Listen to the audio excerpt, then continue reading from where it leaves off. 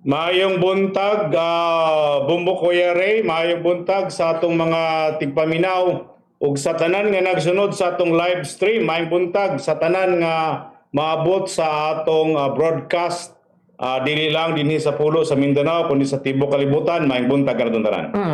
By the way, Professor, gusto lang nato sa iron kung unsay imong nakita o obserbasyon sa nahimong daga no kagahapon sa padayon nga gihimo nga pagdungog sa Committee on Justice nining kaso nga impeachment batok sa atong Vice Presidente, labi na gyud no sa gikaingon nga bilyones suma pa nga kwarta o transaksyon no nga account sa magtiayon nga Duterte.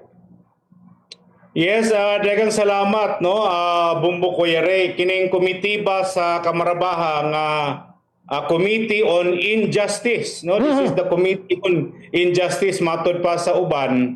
Nagpakita lamang no nga politika gayud ang nahimong tinubdan niining sistema kay ang ilahang gihimo dili man kadto gitawag nato nga paghatag o kahigayunan sa complainant nga ipakita niya ang substance sa iyahang reklamo ug na ebidensya, kung dili mga political opponents man kadto sa pamilyang Duterte. O nakita nato nga nahimo nga instrumento ang Kamarabaha o ang Committee on Justice sa politikanhong kalihukan nga supposed to be imintinar niya ang iyahang neutrality kay dapat lamang magpatigbabaw ang fairness o ang gitawag natog hustisya o kaangayan. So nakita nato nga political kayo ang nahimo nga dynamics no ang circus kagahapon. Nakitaan nato nga walay paingnan nga hustisya or fairness or equality kining niyang dagan kay nagpatigbabaw ang politikanhon nga agenda o politikanhon nga kalihukan. Ang gipikita nga bank transaction sa atong pagtanaw niini no, Bumbo Kuya Ray, aduna kini pagsupak sa katungod usab sa atong Vice Presidente o gilabi na sa iyang bana no nga diin pribado nga individual kay wala man makitai kini sa consent usab nga gipagawas nga diin ihatag og panugot ang maong bana. Wala ta kahibalo kung unsa usab ang nahimo nga transaksyon niini sa pamatigayon. Sayod man ta nga ang pamilyang Duterte dili man pud ni sila kaning ni ang gitawag natog pamilya nga naa sa kapitos o kalisod. Naaman pusab kini sila sa kining gitawag natog above the middle class. Kay sayod man ta sa kadugayon nga panahon nga diin nakiglambigit sila sa negosyo o sa kining niyang panggobyerno. O of course, ang atong nakita kagahapon usa ka pagyatak sa katungod sa usa ka pribado nga tao ang bana sa Vice Presidente ug ang tan-aw nato nga dagan kagahapon nagpakita lamang nga usa ka fishing expedition alang sa pagguba sa personalidad o kining ni ang pagkatao sa atong Vice Presidente ug mao kini ang kahugaw sa dagway sa politika sa Pilipinas nga ato nang gitan-aw sa milabay nga mga katuigan ug karon nigawas na usab ang kangilad sa hitsura sa politika, Bumbo Kuya Ray.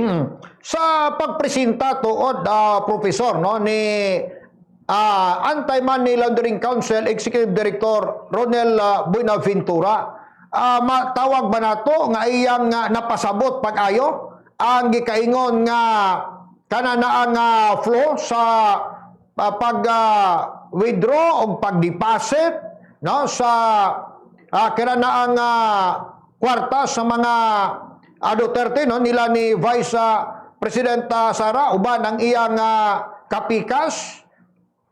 Sabay imong obserbasyon ani?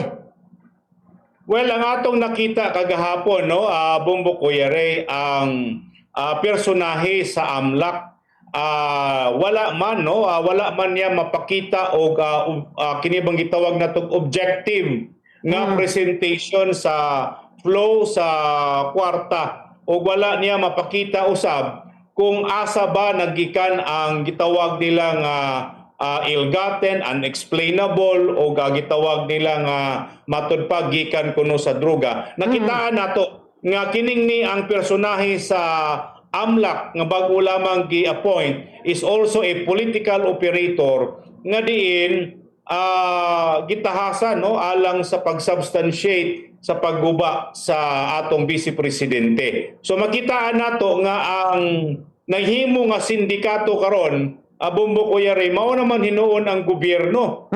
Doon na kalihukan ang atong ahensya sa atong pangagamhanan, sama sa pronouncement sa COA, sa Commission on Audit, ug nasakyan na sa politika nga unta constitutional body man kining niya siya, ug ang AMLAC usab supposed to be, it should have been acting as a protector sa mga negosyante o mga tao. So kining niya nga binuhatan karon sa AMLAC, kung kaya nilang buhaton sa usa ka Vice Presidente, kaya usab kayo nilang buhaton sa mamahimong kontra sa administrasyon o sa mga ordinaryo usab nga mga lumulupyo. Kita nagaduda sa mga dokumento nga gihawiran gani ni Mr.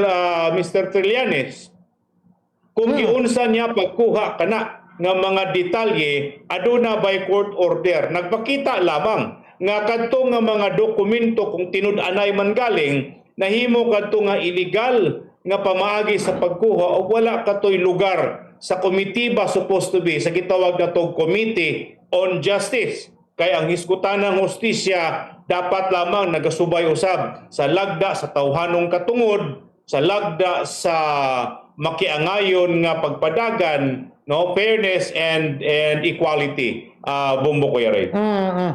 So gikabutyag usab tuod, no, Professor, ni Ombudsman Rimulya dihang dunay gihimo nga ambush interview kagahapon human siya pagtambo nga dili pod kuno siya well versed, no, sa salin sa atong Vice Presidente. So unsa may buot pasabot ani nga iyang gingon nga wa siya igo, no, nga kahibalo, knowing the fact nga siya ang iyang buhatan, no, niya siya mismo personal mo'y nagbitbit, no, sa salin sa atong Vice Presidente as requested sa Justice Committee. Yes, ato nakita, no, nga medyo ang ato usab nga ombudsman medyo duna usay handicap, no, nga diin ang pag-investigate sa sulod sa SALN, wala niya mahatagi og legal substance ang iyahang mga pamahayag.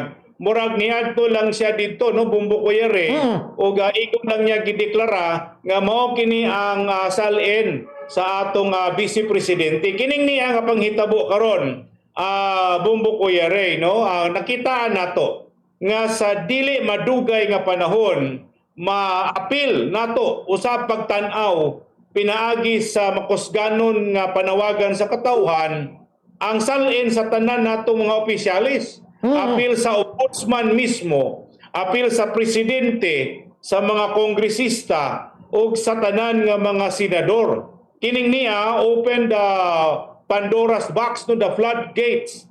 Nga dili lamang ang SALN sa Vice Presidente. Mas maayo usab kayo nga tan-awon usab nato ang SALN sa ato usab ombudsman kung unsa usab siya kaligdong sa ilahang mga claim. Kay karon nakitaan naman nato, no, Bumbo Kuya Ray, nga even ang mga justices sa Supreme Court ilahan na usab giduki-duki ang mga SALN niini. O kining niya atong gitan-aw nga this is really a political demolition against all political opponents of the administration.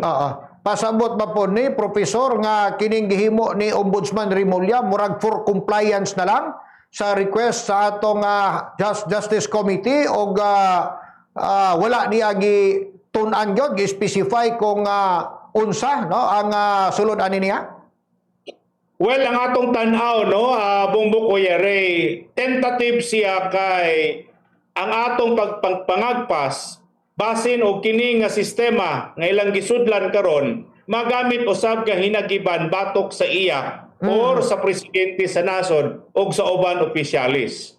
So medyo tentative siya og walay substance ang iyang ginahatag aron sa ingon niya na dili usab siya maipit sa gitawag natog fishing expedition or illegality nga gihimo sa komitiba sa hustisya diha sa Kamarabaha. Sayod man ta nga sayod si Ombudsman nga kining Committee on Justice wala gayud kini magsubay na sa husto sakto nga lagda sa atong batakang balaod o even sa procedure sa atong kining ni ang impeachment proceedings diha sa Kamarabaha o gilabi na ang deklarasyon sa Supreme Court kabahin sa paghandol niining impeachment proceedings, Bongbong Kuya Ray. I see. Sa kinatibuk-an, kini nga gihimo nga mga pagdungog, igo na ba ni? Nga himuong kapasikaran sa kini ni ang House Justice Committee aron ma-prove nga doon na gyoy igo nga basihan ang impeachment complaint, Professor?